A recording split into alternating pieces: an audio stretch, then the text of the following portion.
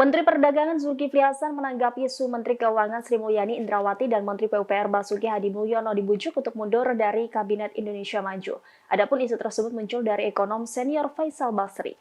Zulkifli Hasan tidak menjawab apakah isu Sri Mulyani akan mundur itu benar atau tidak, namun Zulha saat ditemui di Kompleks Istana Presidenan pada Kamis 18 Januari meminta agar tidak perlu membuat isu berlebihan soal Kabinet Presiden Jokowi menjelang hari pencoblosan 14 Februari 2024 mendatang. Ia mengatakan pemilu harus dilihat sebagai kompetisi antar saudara untuk tetap merajut demokrasi.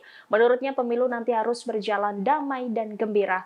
Ia pun meminta agar tidak ada pihak yang menjelek-jelekan satu sama lain. Sebelumnya, Faisal Basri menyerukan sejumlah menteri di Kabinet Presiden Jokowi untuk mundur. Seruan itu tidak lepas dari kekecewaannya terhadap kebijakan pemerintah Jokowi yang dianggap berpihak kepada paslon nomor urut 2 Prabowo Subianto dan Gibran Rakabuming Raka. Download Tribun X sekarang, menghadirkan lokal menjadi Indonesia.